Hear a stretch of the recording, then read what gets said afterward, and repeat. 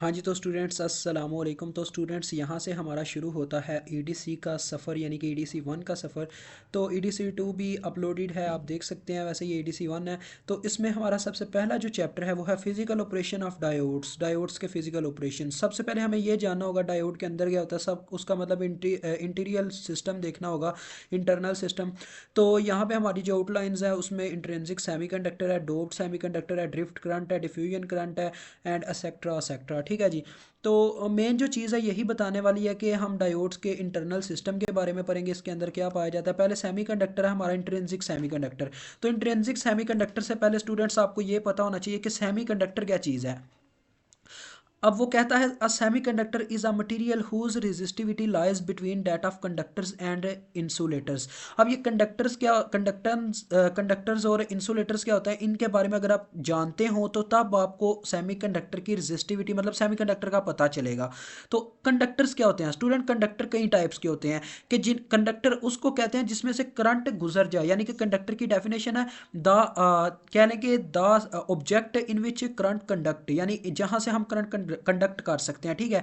अब वो मटेरियल कुछ इस तरह से होता है, कॉपर होता है, सिल्वर होता है, गोल्ड होता है। सबसे अच्छा जो कंडक्टर है वो है गोल्ड, क्योंकि गोल्ड में से इजीली करंट फ्लो कर जाता है। और कॉपर की बात करें तो कॉपर कह लें, कॉपर्स की भी आगे कई टाइप होती हैं। अब अगर हम आते हैं प्रैक्टिकल लाइफ में तो कहने कई किस्म का कॉपर भी इस्तेमाल किया जाता है, कई किस्म की सिल्वर भी होती है। तो गोल्ड तो अबलहाल इस्तेमाल किया ही नहीं जा सकता, पाकिस्तान में तो स्पेशली। तो इंसुलेटर, आगे इंसुलेटर क्या होता है, इंसुलेटर की उसने मिसाल दी है ग्लास। अब इंसुलेटर मीन्स कि कंडक्टर का बिल्कुल ये मुहाल्फी चीज़ है। ठीक है। यानी कह लें कि ये उसके अपोजिट टर्म है। तो इंसुलेटर वो होती है चीज़ जिसमें से करंट गुजर ही नहीं सकती। तो इसका मेन चीज़ ये आप पता क्या है, जब अगर आप जाते हैं ना पावर प्लांट्स वगैरह में, तो वहाँ पे आपको इंसुलेटर भी देखने को मिलेंगे और कंडक्टर्स भी देखने को मिलेंगे। लेकिन मेरे पास आपके लिए एक स्पेशली मिसाल है जिससे आप कंडक्टर को भी समझ सकते हैं और इंसुलेटर को भी समझ सकते हैं। तो अभी मैं आपको पावर पॉइंट पे लेके चलूँगा। तो ये यहाँ पे आपको ये नज़र आ रहा होगा। अब ये जितना हमने एरिया कवर किया हुआ है उस एरिया में यही चीज़ आती है। तो देखिए स्टूडेंट आपके सामने है, ये हमारे पास एक क्या है जी, ये एक हैंड फ्री की एग्जांपल है। ठीक है। हम जो हैंड फ्री मतलब कि इस्तेमाल करते हैं ताकि हम अपने इजीली होके आवाज़ को बेहतर सिस्टम में, लाउड सिस्टम में सुन सकें। आजकल तो कई टाइप की हैंड फ्री आ चुकी हुई हैं और इसके बाद तो अब बहुत जदीद ज़माना हो चुका है, जनरल इसकी भी कई टाइप्स हो चुकी हैं। तो सबसे अच्छी आपको पता है, अब ये जो हैंड फ्री है ना, आपको ये जो नज़र आ रही है इसके अंदर ये देखें, ये वायर्स पाई जा रही हैं। ये जो वायर है, ये जो आपको नज़र आ रहा है ये क्या है, ये सिल्वर है, ये सिल्वर है। तो सिल्वर आपको पता है, जैसा कि मैंने बताया सिल्वर सेंटर में आता है, मतलब कि तीन किस्म के हमारे पास दिखाते हैं, एक है कॉपर, एक सिल्वर और एक गोल्ड। तो सिल्वर सेंटर में आता है, मतलब ये इन्होंने एक कह लें कि बस गुजारे टाइप सा काम किया हुआ है कि अच्छे से अच्छा हमारा काम ना इतना ज़्यादा अच्छा है, ना इतना मतलब कह ले के बुरा है, मतलब कि काम दरमियाना सा है। ये अब इसका फ़ायदा क्या होगा, देखें इस ये सिल्वर लगी हुई है ना, तो सिल्वर में से जब हम अपने ईयर्स को यानी कि कानों को अपने वो फ़ोन लगाएंगे, हेडफोन, तो ये क्या होगा जी, हैंड फ्री से जो आवाज़ आएगी हमारे फ़ोन से वो सही तरीके से ट्रैवल करके हमें अच्छी मतलब कि नॉइस सिस्टम मिलेगा, अच्छा साउंड सिस्टम होगा। अब वो अच्छा साउंड सिस्टम क्यों होगा, देखें सिल्वर जो मेन हमें सिग्नल मिलता है ना हमारे मोबाइल से हैंड फ्री को, वो गुजरता है एज अ करंट की फॉर्म में, मतलब करंट की फॉर्म में सिग्नल आता है। तो मैंने जैसा कि आपको बताया कि करंट सिल्वर में से बहुत इजीली फ्लो करेगी, कॉपर में उसे थोड़ा बहुत मतलब कह लें कि रेजिस्टेंस की मतलब कि कह लें कि सामना करना पड़ेगा, रेजिस्टेंस फेस करना पड़ेगा। तो जितना ज़्यादा रेजिस्टेंस होता है उतनी आपको पता है कम करंट होती जाती है, क्योंकि करंट का रेजिस्टेंस के साथ क्या है जी, इन्वर्स रिलेशन है अकॉर्डिंग टू ओहम्स लॉ। तो इसी वजह से मैं कह रहा हूँ इसकी क्वालिटी अच्छी है इस इस हैंड फ्री की। तो अब आगे बढ़ते हैं जी। अगर यहाँ पे कॉपर इस्तेमाल हुआ होता तो उससे भी कहने के बदतरीन होती। अगर गोल्ड इस्तेमाल हो जाए तो मैं कहता हूँ सबसे बेस्ट हैंड फ्री बनेगी। तो अब बात करते हैं, अब ये तो एक उसकी एप्लीकेशन थी स्टूडेंट, ठीक है, एप्लीकेशन थी उसकी एक। तो आगे वो क्या कहता है जी, देखें इंसुलेटर, इंसुलेटर, अब इंसुलेटर की भी यही एग्जांपल है। ये जो इसके ऊपर आपने ब्लैक वायर देखी होती है ना, ब्लैक वायर, आपको पता है जब तक ये आपका मतलब ब्लैक वायर कनेक्टेड होता है सिस्टम के साथ आपका काम चलता रहता है। जो ही ब्लैक वायर हट गई तो आपका काम वहीं पे रुक जाता है। क्यों ऐसा होता है, क्योंकि जो ही ब्लैक वायर आपकी मतलब टूटती है ना, तो इनफानाइट रेजिस्टेंस करंट को दरपेश होता है, तो करंट आपके ये हेडफोन्स की वायर में से फ्लो ही नहीं कर पाता। तो जिसकी वजह से आपका मतलब कि कह लें इंस्ट्रूमेंट ख़राब हो जाता है।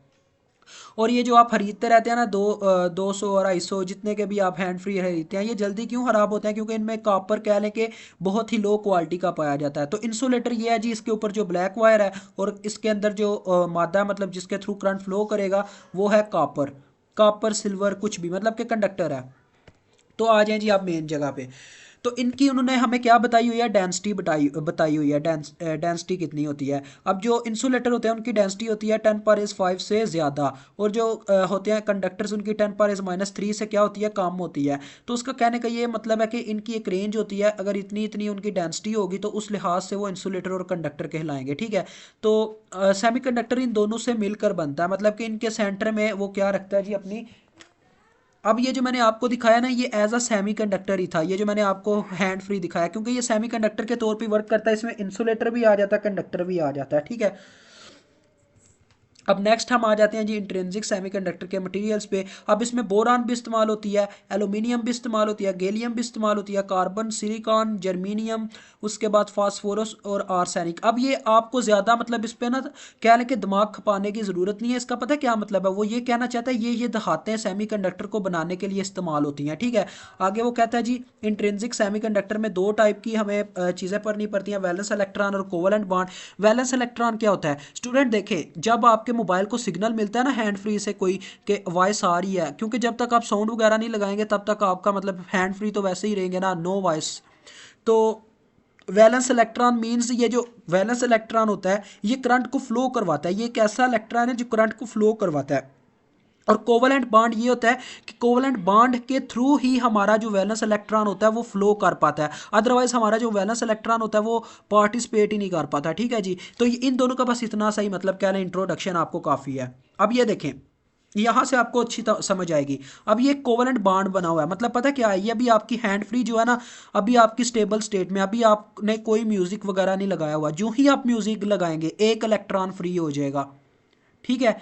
एक इलेक्ट्रॉन फ्री हो जाएगा, मतलब एक बॉन्ड टूट जाएगा। यहाँ पे देखें, यहाँ पे दो लेयर्स थी, यहाँ पे एक इलेक्ट्रॉन फ्री हुआ। जो अब क्या करेगा जी? ये फ्री होता होता हर एक को मतलब देखें, ये फ्री हुआ, इसने क्या करना है जी? इसने किसी और की जगह पे जाके सेट होना है और दूसरे को फ्लो करवाना है। मतलब कह लें ये आपस में इस तरह से जुड़े होते हैं सीरीज की फॉर्म में कि 1 बाय 1 सारे अपना वॉइस आगे भेजते जाते हैं।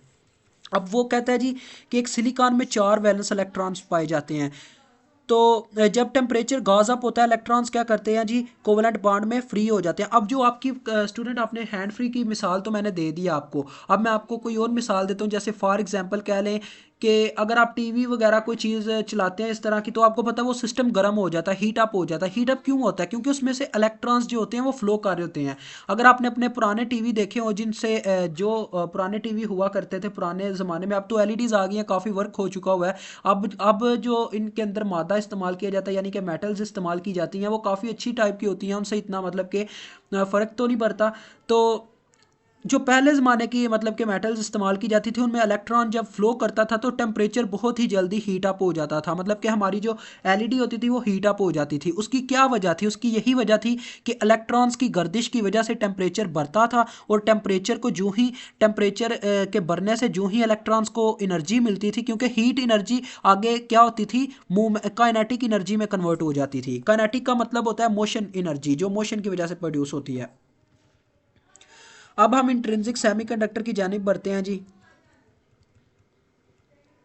ये इंट्रिंसिक सेमीकंडक्टर में देखें, अभी तक उसने सिलिकॉन की एग्जांपल दी हुई है, यहाँ पे वो दिखा रहा है। देखें, पहले ये वाला इलेक्ट्रॉन फ्री हुआ, ठीक है जी। जो ही हमारा मतलब देख लें मतलब हमारा आगे सिग्नल गया दूसरे इलेक्ट्रॉन को, तो फिर ये यहाँ पे आके इलेक्ट्रॉन लगा नंबर 1 वाला, और ये इसने इसको फ्री कर दिया, और ये आगे जाके लास्ट वाले इलेक्ट्रॉन तक यूं ही हमारा काम चलता जाएगा, यानी कि इलेक्ट्रॉन मूव होते जाएंगे।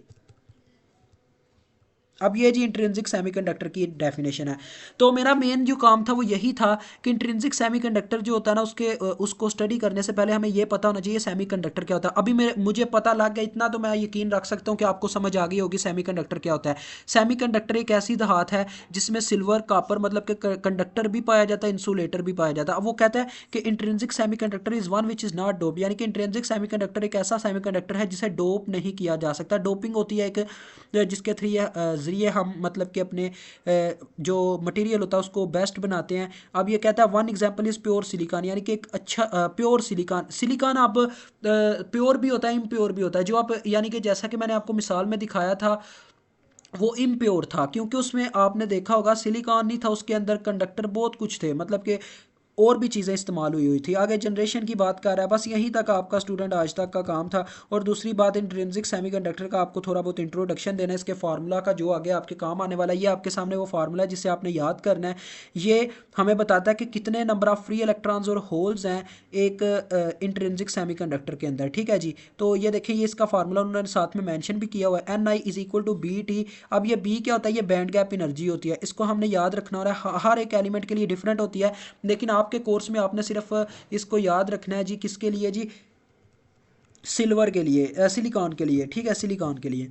तो आपने इसे सिलिकॉन के लिए याद रखना है। तो सिलिकॉन के लिए इसकी वैल्यू होती है 7.2 मल्टीप्लाई बाय 10⁻15, ठीक है, 10⁻15 सेंटीमीटर क्यूब पर केल्विन क्यूब ओवर 3, ठीक है। और T⁻3/2 का मतलब ये टेम्परेचर है हमारा।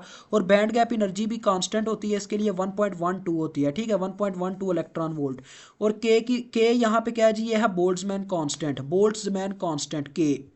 अब यहाँ पे ये जो हमें स्लाइडें दी गई हैं, इस स्लाइड में इसकी वैल्यू थोड़ी यहाँ पे रॉन्ग मेंशन की गई है। 7.2 होती है, यहाँ पे 5.2 लिखती गई हुई है, तो आप इसको समझ लीजिएगा। और दूसरा ये देखें, बोल्ट्जमैन कांस्टेंट की वैल्यू ये है हमारे पास 8.62 ई की पावर, ई मतलब है 10 पर रेज, इसका मतलब है 10 पर रेज -5 इलेक्ट्रॉन वोल्ट पर केल्विन। तो ये वैल्यूज़ आपने याद रखनी है ताकि आप नेक्स्ट न्यूमेरिकल्स आने वाले हल कर सकें। इंशाल्लाह नेक्स्ट वीडियो में हम न्यूमेरिकल्स के साथ मिलेंगे। अल्लाह हाफिज़, अस्सलामु अलैकुम।